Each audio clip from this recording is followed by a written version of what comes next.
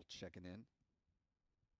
Good evening to the three of you, and if any of the other mods do happen to stop on by, be sure to give them a big ol' hello as they cruise on in. Also want to thank the more than 1,600 of you who are joining us at the top of the broadcast here.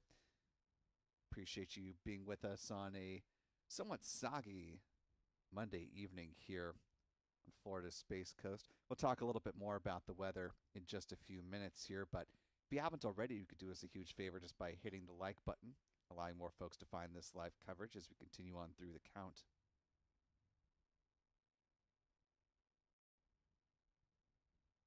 We're also powered by a wonderful channel member community here on YouTube that makes these live launch opportunities possible. So thanks to folks like Sharon Walker, Patty Chichil, Sulfur for Lunch, The Rocket Girl, Reiki B, Tara TJ007, Joni Mahoney, and many others. Channel membership comes with a number of perks, including discounts at our online shop, that is shop.spaceflightnow.com. Access to member-only videos, as well as our Discord server. And of course, the ability to watch all of our live launch liftoff moments here at the Cape in 4K.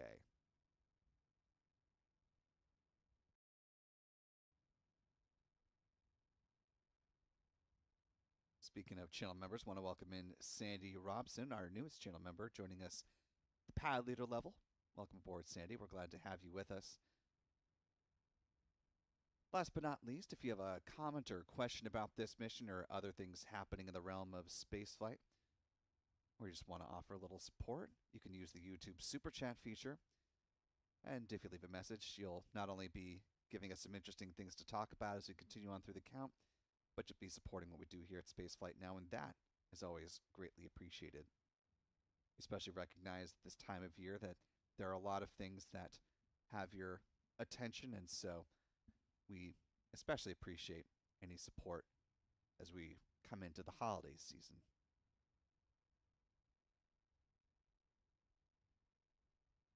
Now currently T-minus 54 minutes, 50 seconds and counting to lift off of this Falcon 9 rocket that you see here on your screen. It's not the only Falcon 9 that SpaceX has upright at the pads here in the US at the moment.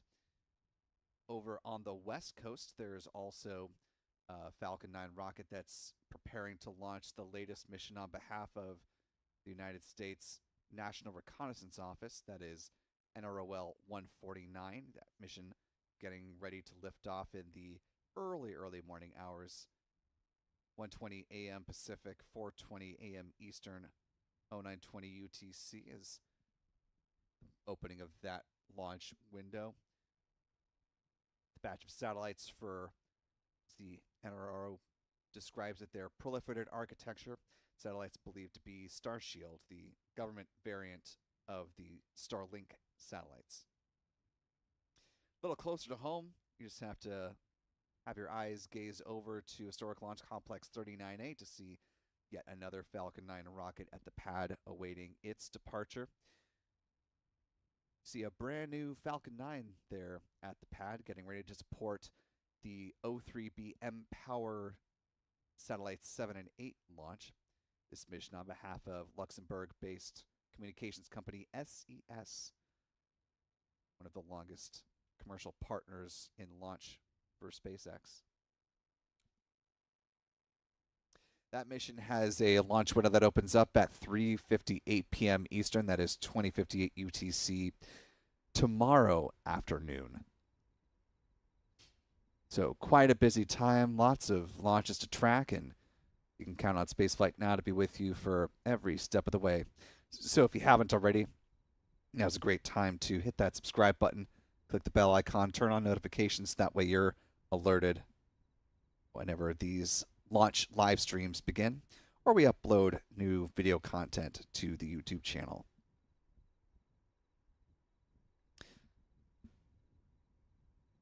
I want to extend an appreciation to NASA for the opportunity to talk with a number of folks earlier today in connection with the Artemis program. The 4 members of the Artemis II crew were out here at Kennedy, as well as a number of folks involved in the Artemis program, from the Moon to Mars office to folks available to talk about the Orion spacecraft, about the core stage of the Space Launch System rocket, the solid rocket boosters, and much more. So now's a great time to subscribe to the channel. Look for some of that video that we shot to make its way onto the channel in the very near future.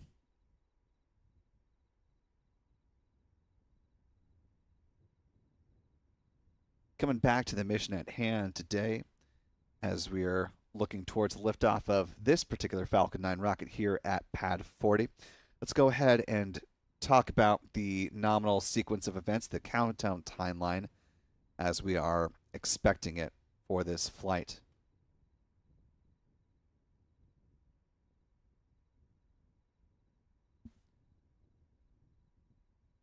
SpaceX takes its pull for the readiness of fueling electronically. Nominally, though, it happens around the T-minus 38-minute mark. If SpaceX is in a good position to do so, they can take the pull early, but again, that's nominally when that pull happens.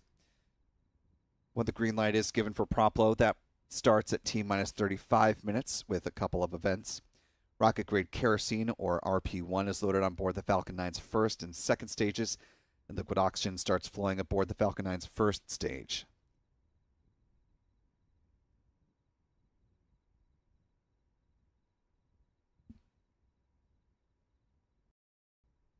T-minus 30 minutes is when they start loading cryogenic helium into the pressure vessels for the Falcon 9 first stage.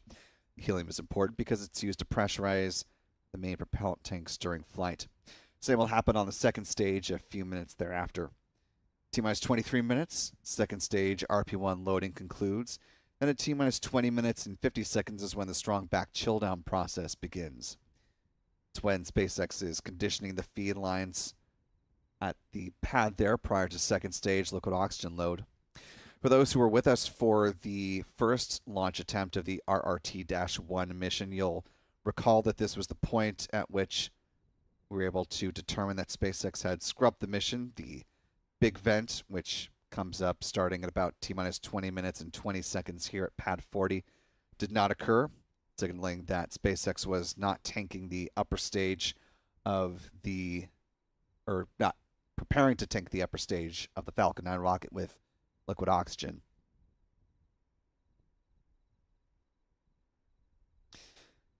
Assuming that does move forward tonight, then that second stage lock load process begins at the 16-minute mark. T-minus 7 minutes is when the chill down of the 9 Merlin engines gets underway. That process involves flowing a small amount of liquid oxygen through the plumbing and turbo pumps, and it helps protect the engines from the risk of thermal shock and damage during the startup sequence. About 6 minutes out, the first stage kerosene tank is full. Then at T-minus 4.5 minutes, the strong back retract sequence begins.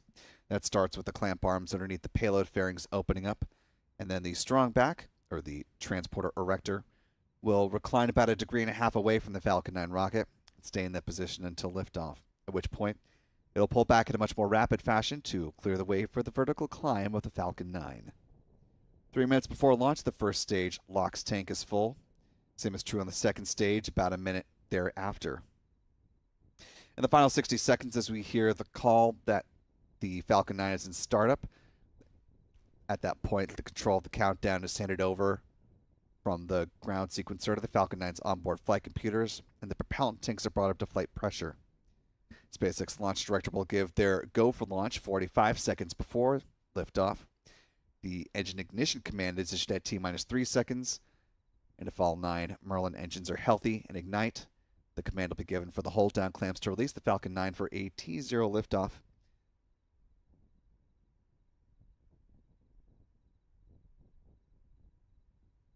At 7:52 p.m. Eastern, 00:52 UTC. As we were talking, there was a slight adjustment of, well, with seconds, less than a minute, but for all intents and purposes, from 7:51 to now 7:52.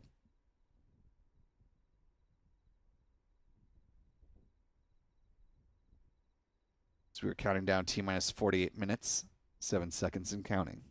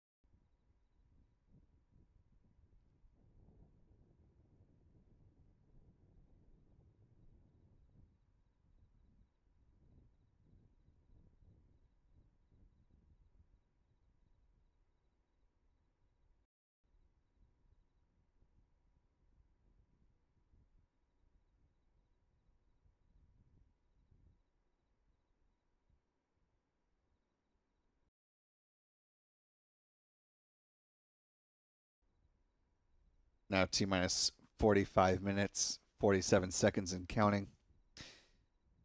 Last time we were talking about this launch on Friday, weather was ultimately the issue that scuttled that launch attempt, and heading into it, SpaceX said that weather was about 50% go once we got to the day of launch. Yesterday, which is when the 45th Weather Squadron puts out its launch weather forecast a day ahead of time, they were forecasting a 75% chance of favorable weather at liftoff. Salve, salve, galerinha, tudo bem, gente? Vamos assistir o lançamento do Falcon 9. Falcon 9.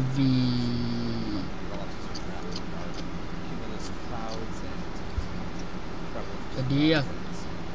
Falcon 9.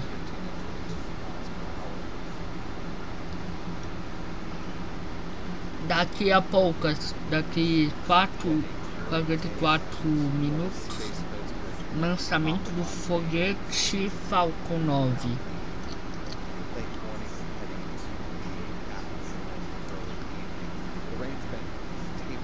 Falcon 9 aqui já. Falcon 9 aqui já.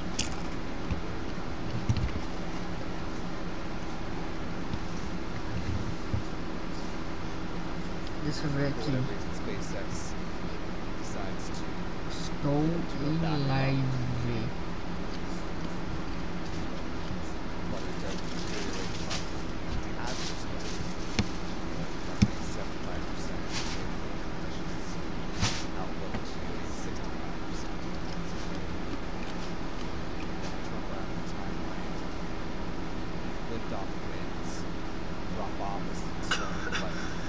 Eu sou uma pessoa ansiosa pra acabar lendo, então se for pra explicar, eu explico o que eu sei. Agora, ler é complicado. Estamos a 43 minutos para a decolagem do Falcon 9, por enquanto o SpaceX segue quieto, sem nada. Então, a exatamente.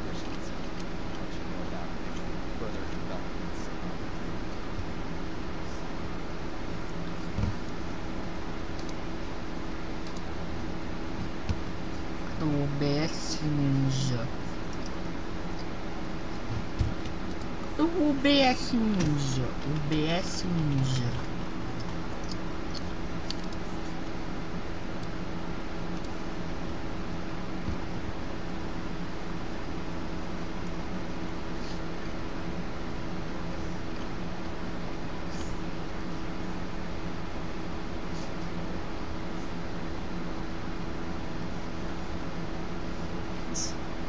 Suas próprias verificações da surdina. E a gente aqui esperando para a iniciação do carregamento do primeiro terreno com os estágios do veículo, que é o que a gente está mais querendo a este exato momento. Por enquanto seguimos 9 horas e 8 minutos, lembrando que mais informações sobre o lançamento de hoje estão disponíveis no nosso site oficial. Lá você também consegue pegar mais algumas informações sobre o lançamento de hoje. E não só isso, como eu também vou explicar um pouquinho, né, a gente puxa aqui uma matéria que a gente tinha pra hoje. E no final fiquei quieto, né? Tá louco. Essa permissão de hoje é pra BS virtual. Iniciar a câmera virtual, gente. Na sexta-feira, é verdade. Sem saber que tava previsto pra ocorrer sexta-feira. Mas no final. 20.000 CPU, olha só, gente. Que ia dar. Falaram que ia pra ser. Tinha possibilidade pra ser sábado, não foi por bom tempo.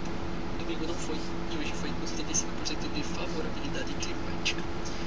Então essa própria missão aqui é GPS-3, o Global Positioning System, ou também Navistar 3, que é a Navigation System Using Timing and Range.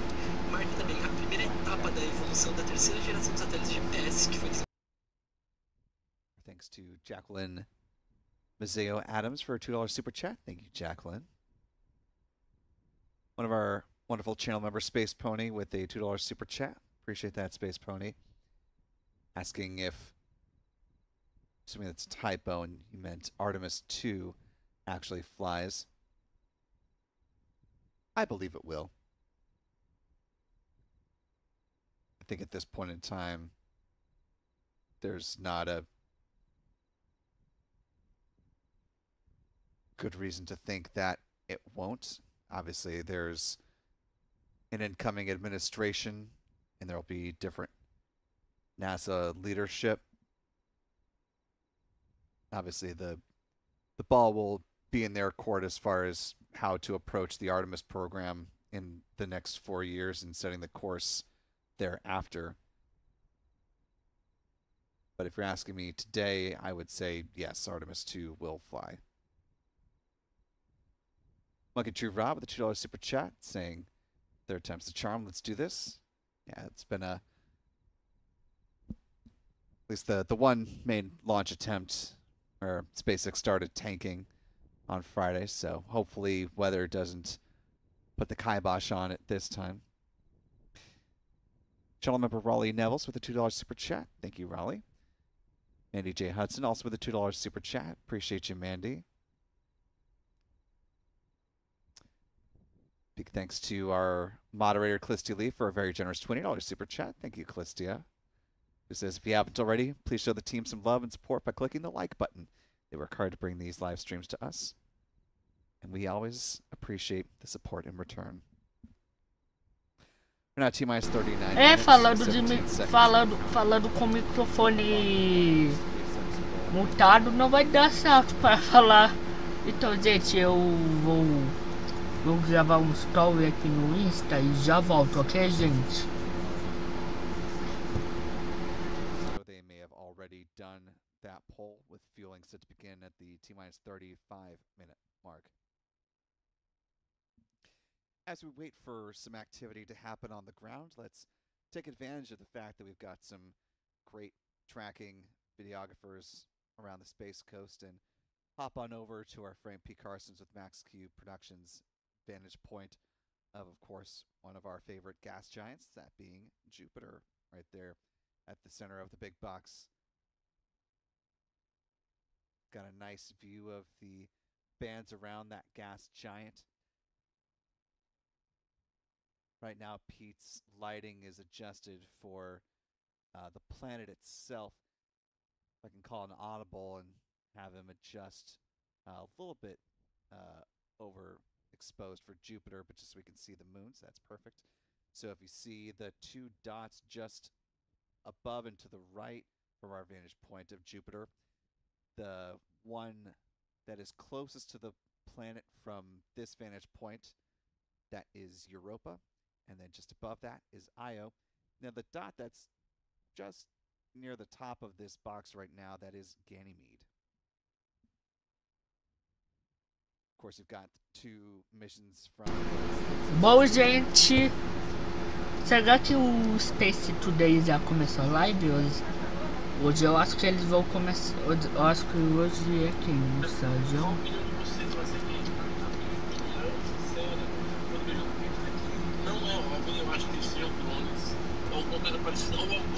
Olá, gente.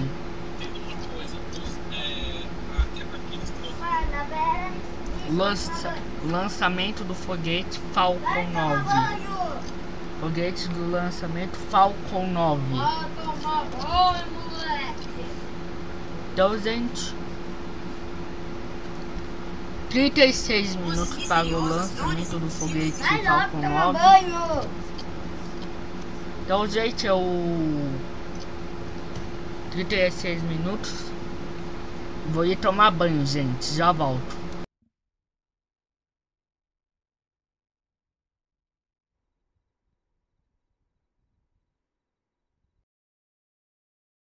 As we await the start of fueling for this Falcon 9 rocket, let's go ahead and take some time to talk about where it's going to be going once it leaves the pad.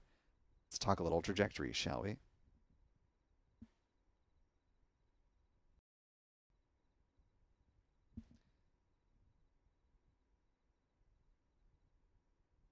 Falcon 9, of course, lifting off from Space Launch Complex 40, otherwise known as Slick 40, there at the Cape.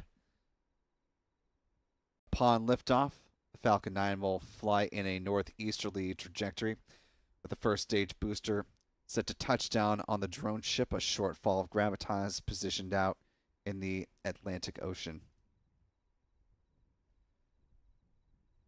The particular booster flying this mission, B-1085, going for flight number 4. We'll talk a little bit more about its booster history as we get closer to the T0 liftoff. If successful as far as the drone ship landing, this will mark the 90th booster landing on a short fall of gravitas and the 383rd booster landing successfully to date. SpaceX will also endeavor to recover the payload fairings as they save about $6 million per recovery effort. They float to the Atlantic Ocean under the support of parachutes. And we're T-minus 35 minutes and counting at this point, assuming SpaceX has given the go-ahead for the start of fueling. Tanking on the Falcon 9 rocket is now underway.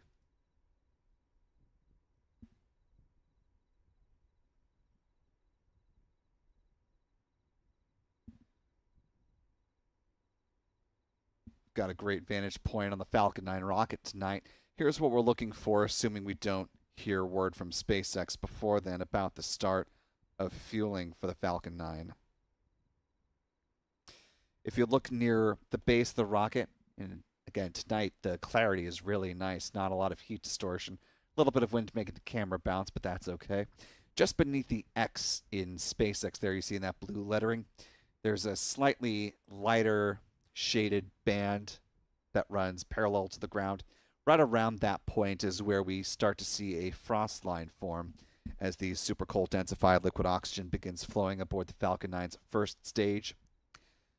Of course, because the warm, humid Florida air is much warmer than the cold LOX, that will start tanking in the rocket.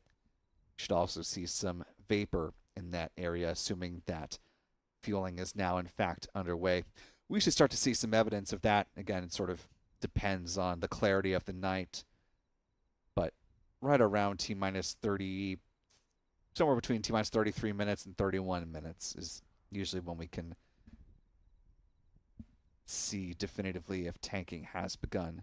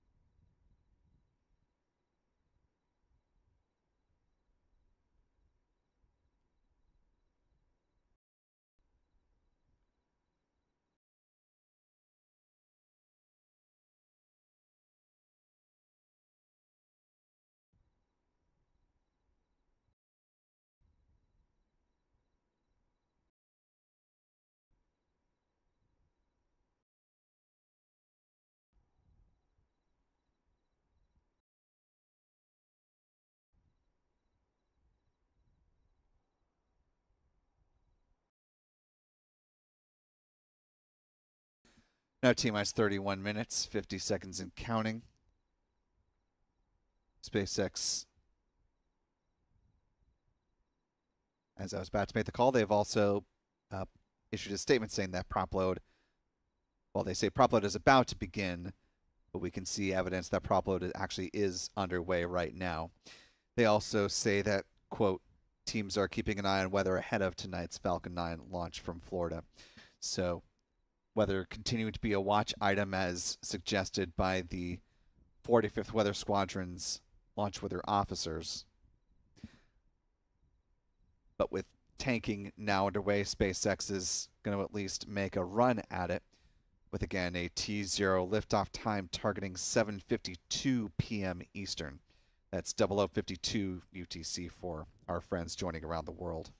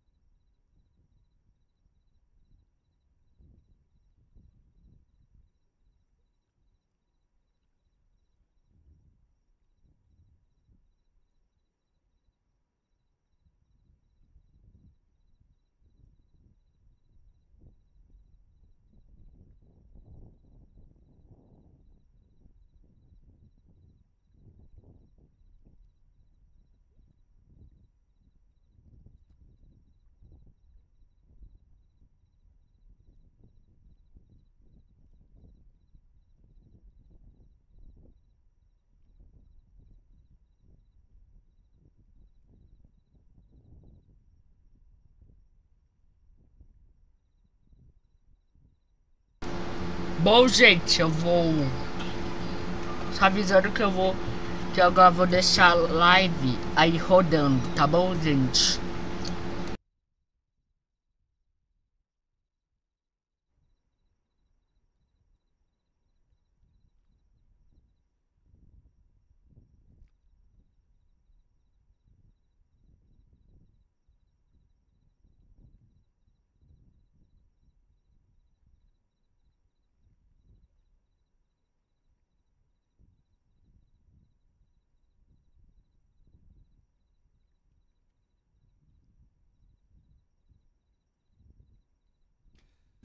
Now T-minus 28 minutes, 23 seconds and counting. Taking a look at our live chat, first off, I want to thank the more than 5,400 of you who are joining with us live tonight. If you haven't already, we'd certainly appreciate it if you could hit that like button for us. Allows more folks to find their way into this live launch coverage, if you'd be so kind. Also want to thank a few folks in the live chat for your support this evening. I want to thank Tropical Gianni for a $5 super chat, who says, watching from Tampa, Florida. Anyone from Tampa Bay area on here? And yeah, if you haven't already, go ahead and sound off in the live chat. Let us know where you're watching tonight's launch from. If you're local in the United States, or even as close as Florida's Space Coast, or as far away as the other side of the world, let us know where you're checking in from. It's always great to see where folks are enjoying a launch. Jersey Jen with a $2 super chat with some kind words saying, thank you, Spaceflight Now. We're so fortunate for you. Well, thank you, Jen. Appreciate the kind words and your support, which makes our work possible. Tropical Gianni with a $2 super chat, just offering some support. Thank you. Channel member Josh King marking 26 months as a channel member with us at the pad leader level. Appreciate the ongoing support, Josh, and glad that you're still sticking around with our community here.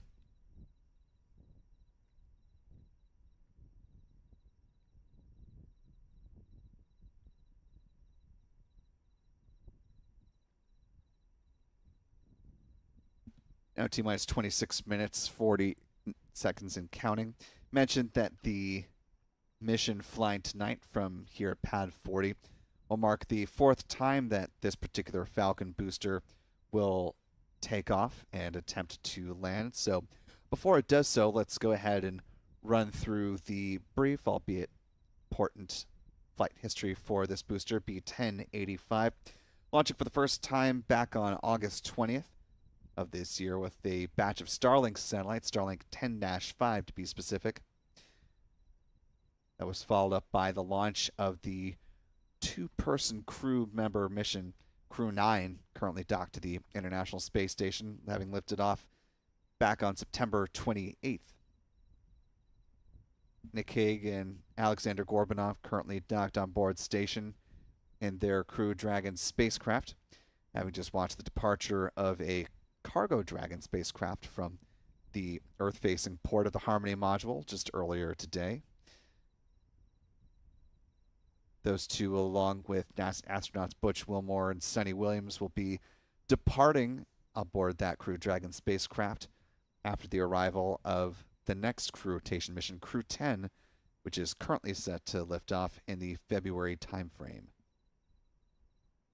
Coming back to this booster history, its last and most recent flight, Starlink 6-77, launching November 7th of this year from this same pad.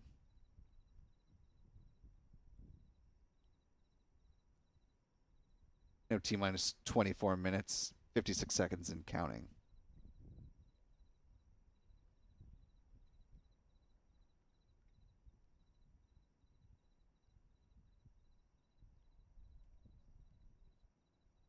Taking a peek at the live chat, want to thank channel member Patty Chichil for gifting 5 Spaceflight Now memberships. Really appreciate that generosity, Patty. And to our 5 newest channel members, welcome aboard to each and every one of you. We're glad to have you with us. If you haven't already, be sure to thank Patty in the live chat. We hope you decide to stick around with channel membership here at Spaceflight Now.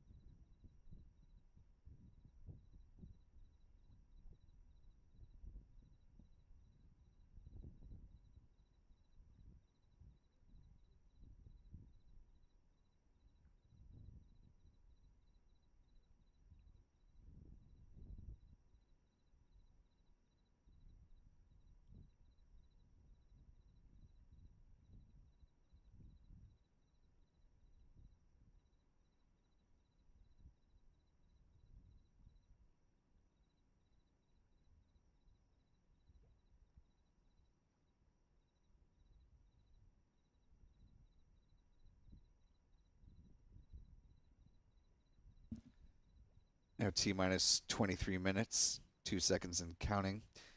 Coming upon the big vent here beginning in the next couple of minutes. SpaceX will prepare to chill the feed lines at the pad beginning at T-minus 20 minutes and 50 seconds. And assuming that SpaceX is moving forward with tanking liquid oxygen on board the Falcon 9's second stage.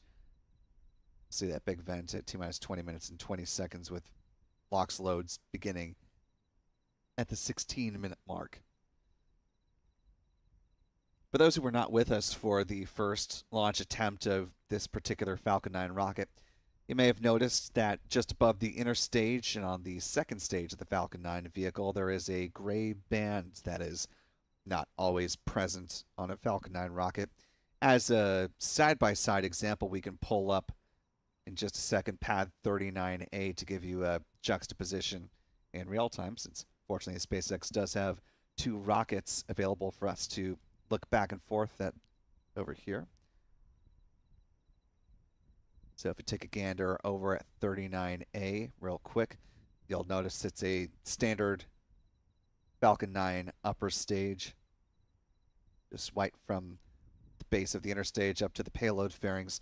Back here at pad 40 does have that gray band, which is a type of thermal protection that is typically seen on missions that require a longer coast phase, and it helps to keep the propellant on board the Falcon 9 upper stage at the correct temperature.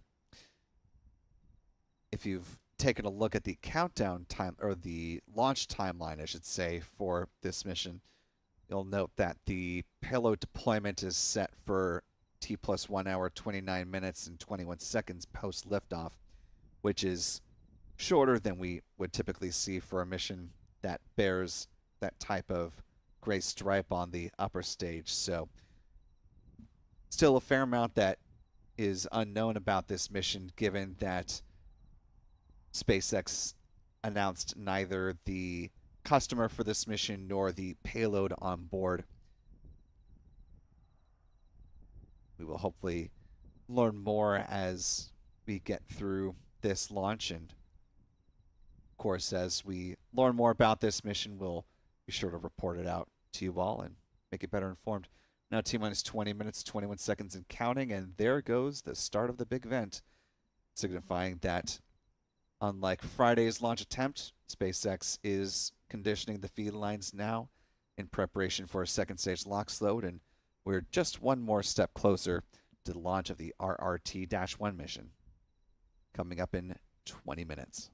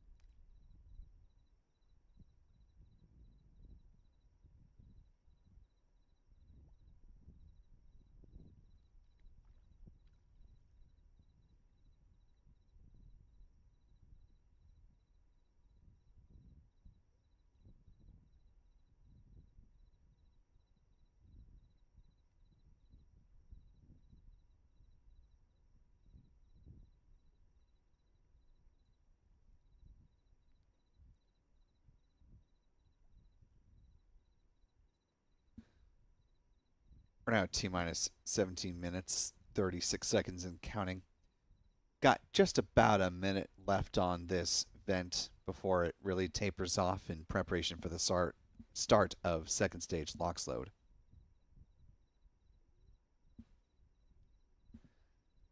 As we are awaiting that milestone, want to thank Mandy Moon for a super chat. Really appreciate that. And to Michelle Theriault. Apologies, Michelle, if I just butchered your last name there, but thank you for the $5 super chat. Michelle says, shout out to Roland in the control room. So proud of you.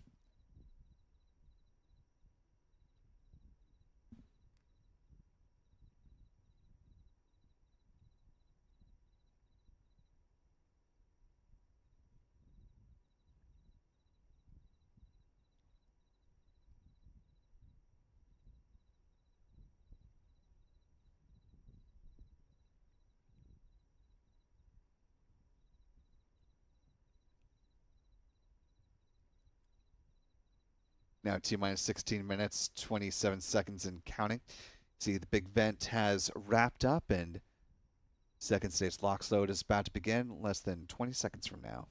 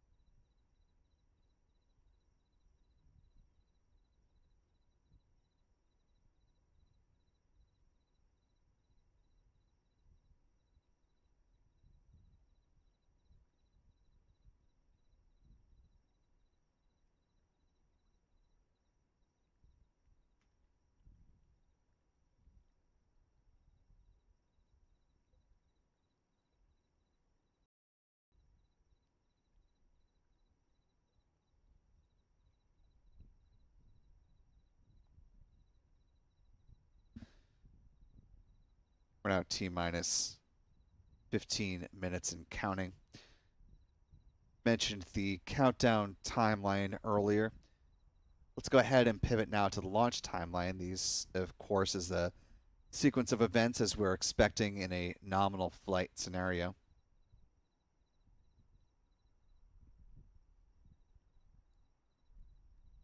SpaceX still targeting a T0 liftoff at 7:52 p.m.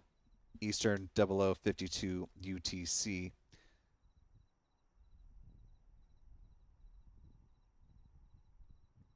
Falcon 9 will then pass through max Q, or the point of greatest aerodynamic pressure on the vehicle, about a minute and 16 seconds post liftoff. There will then be a sequence of a few events in fairly rapid succession. We'll see first stage main engine cutoff, or MECO, at about T plus 2 minutes and 33 seconds after launch. That'll be followed seconds later by stage separation. Then the ignition of the Merlin vacuum engine on the Falcon 9's second stage. And then presumably somewhere around the 3-minute mark, maybe a little bit further after that, will be the payload fairing jettison. And the reason I'm being a little bit uncertain about that is because SpaceX did not publish a specific time for the payload jettison on this mission. Unclear as to exactly why, but potentially it could be in connection to the payload on board, which again has also not been disclosed by SpaceX or its customer. Moving on down the timeline, T plus 6 minutes and 12 seconds is when the first stage entry burn begins, when 3 Merlin engines at the base of the first stage begin to slow the vehicle down, this burn lasting about 26 seconds in total. That'll set up the first stage landing burn, just one of those Merlin engines kicking back on at, again, 8 minutes 6 seconds post liftoff. Then a little bit of a different sequence here from your typical Starlink launch. We'll see the cutoff of the Merlin vacuum engine, and that'll be followed by the drone ship landing just before the 8.5-minute mark. Following a coast phase of the upper stage of the Falcon 9 rocket, there will be a reignition of that engine at T plus 1 hour, 3 minutes and 33 seconds.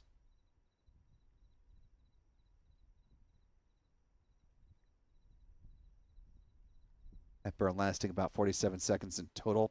Then the payload will be deployed at T plus 1 hour, 29 minutes and 21 seconds after liftoff.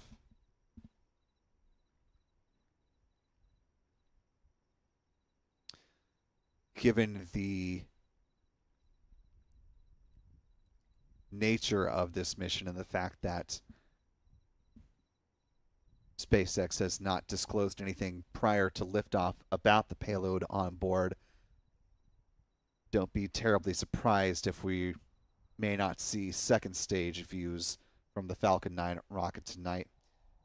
Of course, as we get some views from SpaceX as well as mission audio, we may hear a little bit more about the mission tonight, potentially more about the payload, but time will tell. We'll know here in the next few minutes.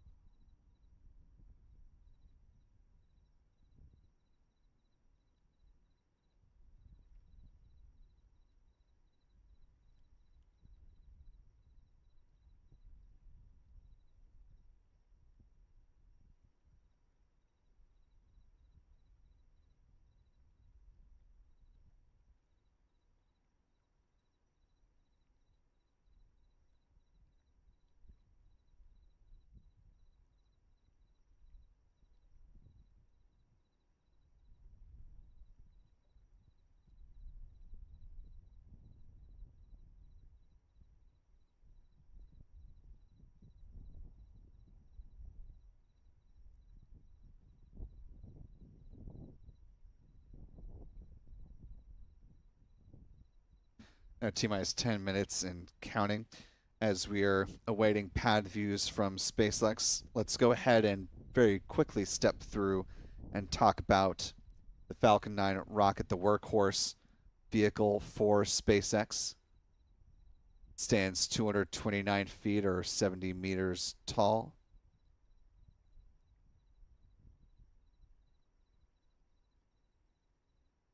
Has diameter of 3.66 meters or 12 feet. Majority of that is made up, of course, by the Falcon 9's first stage, looking for its fourth flight tonight.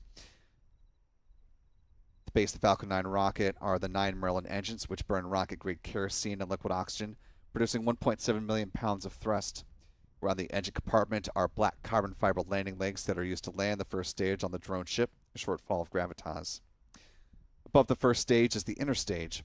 This is a composite structure which consists of an aluminum honeycomb core, which is surrounded by carbon fiber. In the image on the right-hand side of your screen, you can see titanium winglets that provide stability and steering for the Falcon 9 as it comes back through the atmosphere tail first like a big old dart towards the drone ship. At the top of the inner stage are 3 mechanical latches that attach to the second stage, and at first stage maintenance cutoff, high-pressure helium is used to release those latches, and 4 pneumatic pushers ensure a clean separation. Also, the second stage engine nozzle is housed safely inside the interstage adapter until stage separation. Speaking of that upper stage of the Falcon 9 powered by a single modified Merlin engine called a Merlin vacuum engine, or an MVAC engine. It's equipped with a large nozzle which is optimized for burns in the vacuum of space, hence the name. It produces more than 220,500 pounds of thrust. MVAC engine burns the same prop mix, that being RP1 and LOX, same as the first stage. At the top of the stack are the payload fairings, which encapsulate the RRT-1 payload. Payload fairings are carbon composite material standing 13.1 meters or 43 feet tall, 5.2 meters or 17.1 feet in diameter.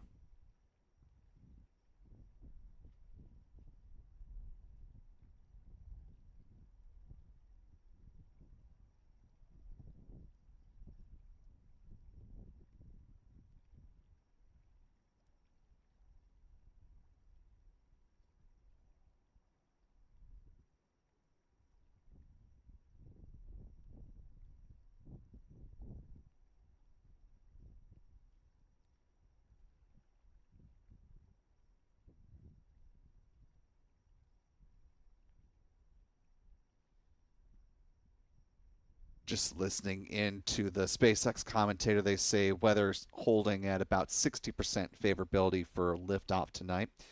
The payload and the rocket are reportedly healthy for this mission.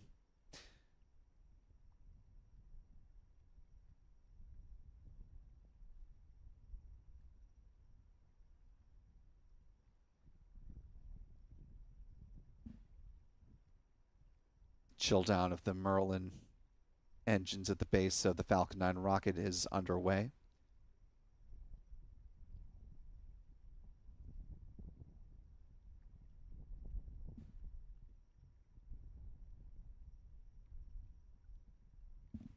Taking a quick look at our live chat as we're now T-minus 6 minutes, 14 seconds and counting. I want to thank the nearly 18,000 of you who are joining with us live this evening.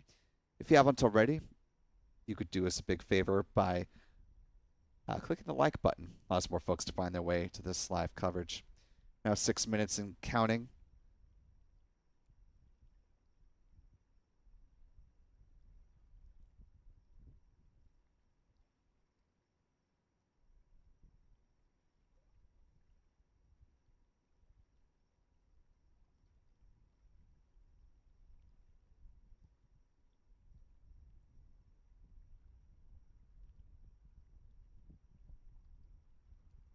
At this point, the first stage kerosene tank is full. About a minute and a half away from the strong back retract sequence getting underway. I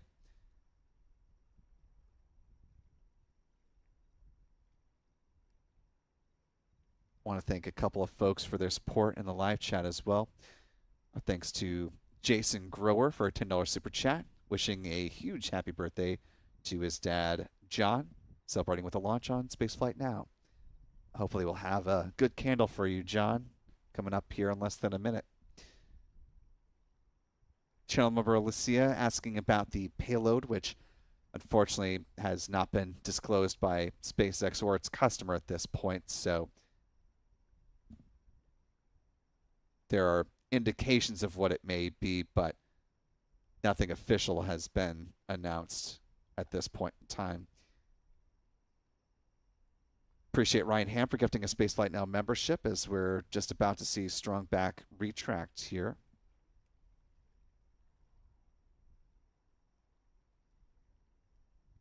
As a quick point of note, you'll notice our countdown clock in the upper right-hand corner of the screen is slightly different than what you're seeing in the big box from SpaceX. Reason being, our clock is in real time, and what we're seeing from SpaceX is coming in on a slight delay. So while we still have our tracking camera views, we'll be making those callouts in real time.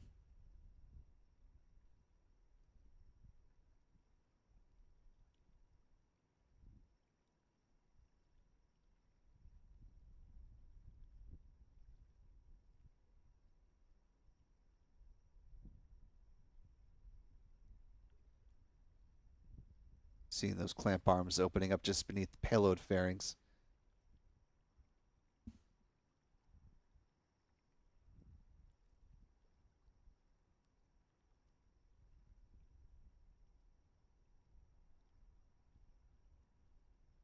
We're coming upon the conclusion of first stage liquid oxygen load wrapping up.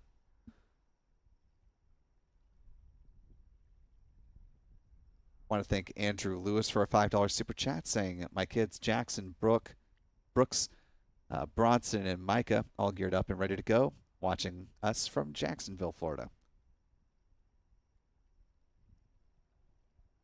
Thanks for checking in, Andrew.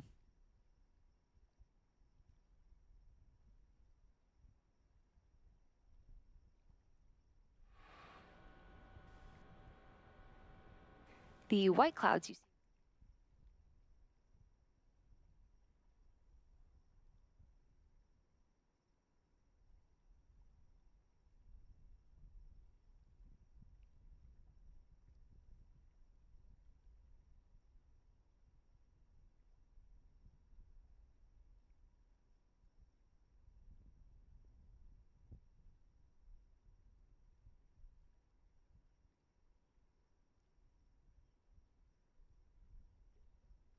Heard the call for stage 1 LOX load. Now waiting for stage 2 to ramp up here.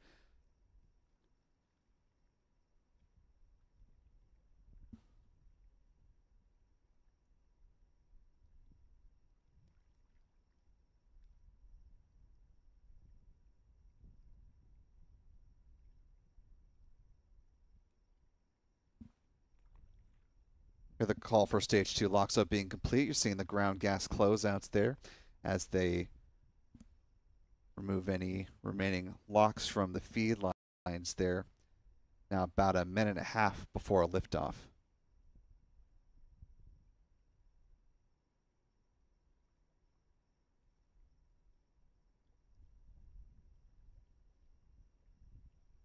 As we're just about a minute before liftoff, we'll go ahead and keep our focus on the rocket. Come back to the live chat on the other side of liftoff.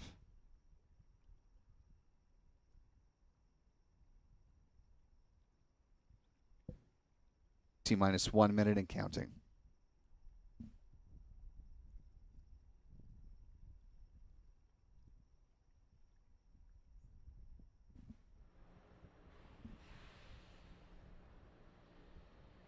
Falcon 9 is in startup. Good call for vehicle being in startup. Countdown is being handed over from the ground sequencer to the Falcon 9's onboard flight computers, waiting for the go for launch call. Go for launch. And with that, we are now less than 30 seconds away from the launch of this Falcon 9 rocket from pad 40. 20 seconds. 15 seconds. And here we go. In 10, 9, 8, 7, 6, 5, 4, 3, 2, 1. Engine ignition and liftoff of the Falcon 9 rocket on the RRT-1 mission. Falcon 9 has cleared the tower.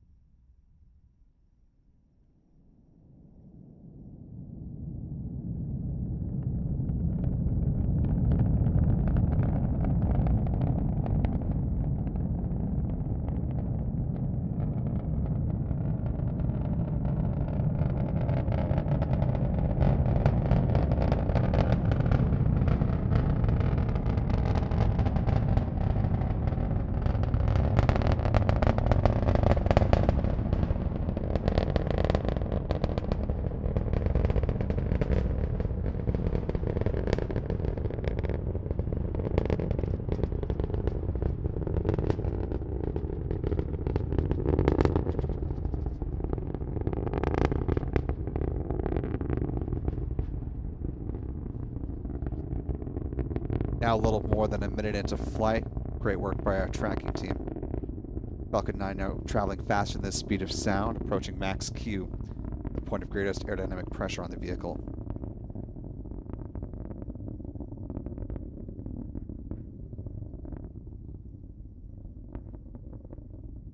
Call for max Q. Coming upon 3 events in fairly rapid succession here. We'll see first stage main engine cutoff, or MECO, at about T plus 2 minutes and 33 seconds, followed seconds later by stage separation, and then the ignition of the Merlin vacuum engine.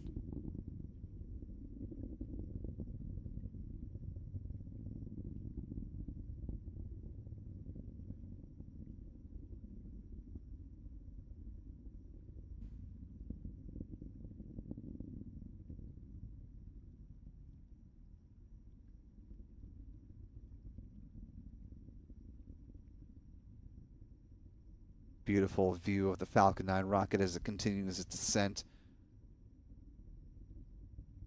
We're about 10 seconds away from MECO.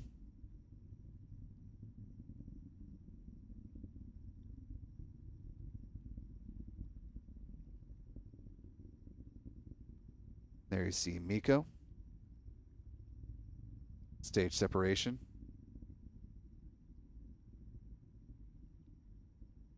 And ignition of the Merlin vacuum engine. Main engine cutoff. Stage separation confirmed.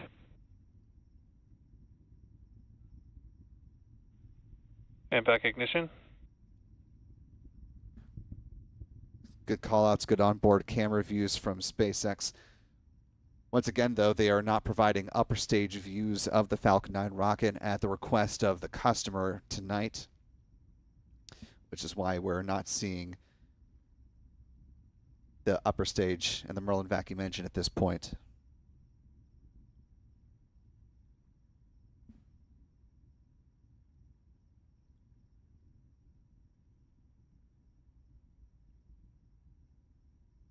Standing by for fairing separation. There you see the payload fairings go. About 3 minutes and 37 seconds.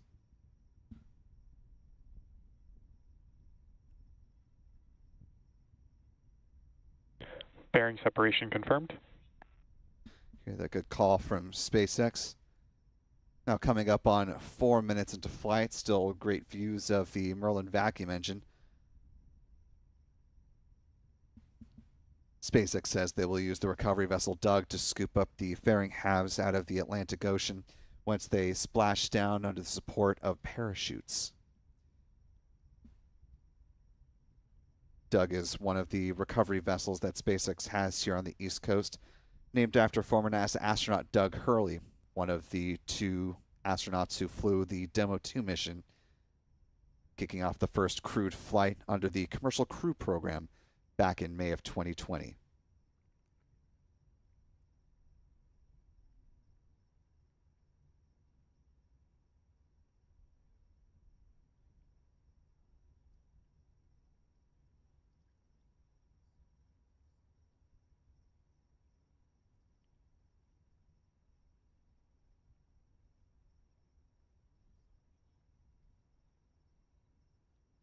Now 5 minutes into flight. We're just about a minute away from the start of the first stage entry burn, when again SpaceX will use 3 of the Merlin engines on the base of the Falcon 9 first stage to begin to slow down the booster as it makes its way towards the drone ship, a short fall of gravitas.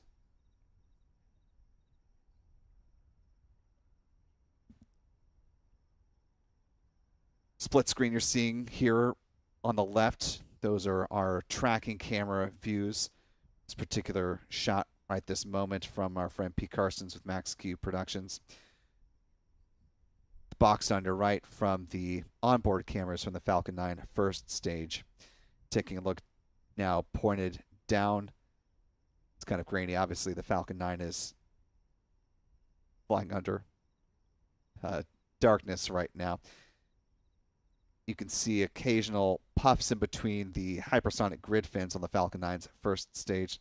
Those are the cold gas thrusters helping to adjust the attitude of the vehicle or its positioning as it makes its way down towards the drone ship. Entry burn set to begin now here. It's happening in real time. Got a view of it from Pete. Well done, Pete.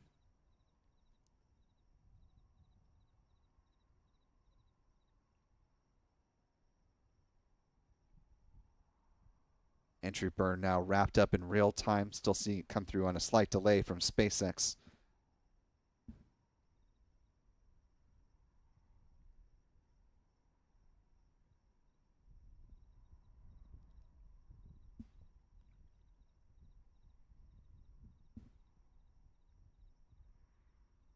At the conclusion of the entry burn from the onboard camera's perspective, we're now 7 minutes into flight in real time.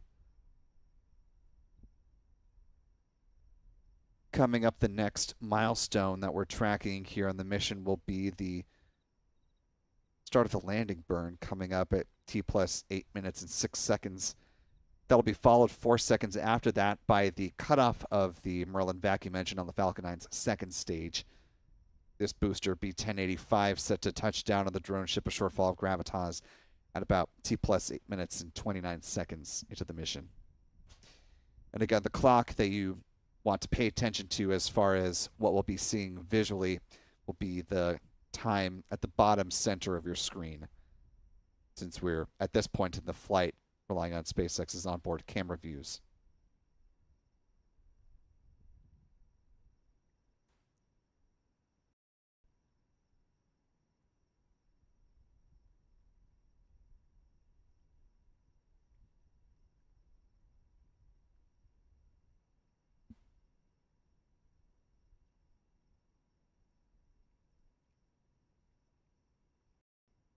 The flight termination system on the upper stage has been saved. You see the ignition of the booster's engine for the landing burn. SECO 1 will have happened just now.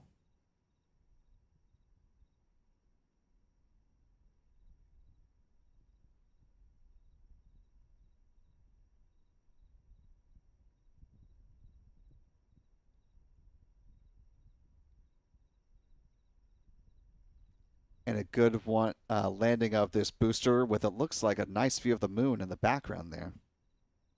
Very picturesque landing.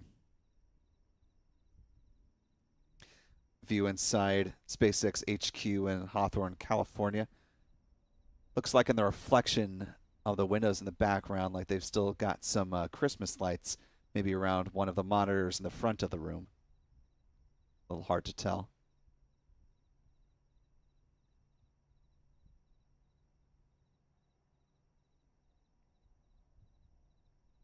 Actually, it looks like those are on the desk just beyond the window. Actually, now let's take a closer look at it. Again, SpaceX not providing upper stage views of the Falcon 9 rocket at the request of their customer tonight.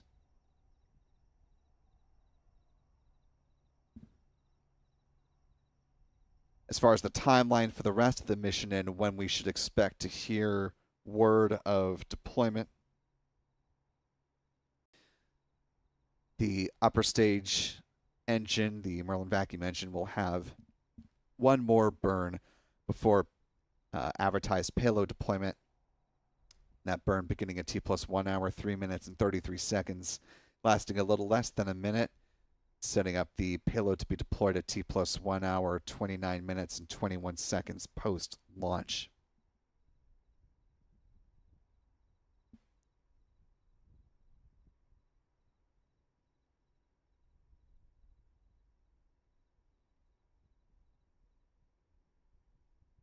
With a good liftoff and landing of the booster, we'll turn to our mission stats here in just a minute. But first off, want to just remind folks that we do have another 2 launches that we are tracking for you. One in the overnight hours, one tomorrow afternoon. So if you haven't subscribed to Spaceflight now, turn on the notifications. Now's a great time to do so. We're watching for the launch of NROL 149 coming up, with a window that opens at 1:20 a.m. Pacific, 4:20 a.m. Eastern, 09:20 UTC. Again, that is a batch of satellites for the NRO's so-called proliferated architecture, believed to be Starshield satellites, the government variant of Starlink satellites. That mission will be followed later on in the day in more sensible daylight hours for us here locally at this pad right here. This is Launch Complex 39A, of course, here at the Kennedy Space Center. A pair of satellites, the O3B mPOWER variety, will launch on behalf of Luxembourg-based SES, heading up to a medium Earth orbit. This mission set to launch with a window that opens up at 3:58 p.m. Eastern, 20:58 UTC.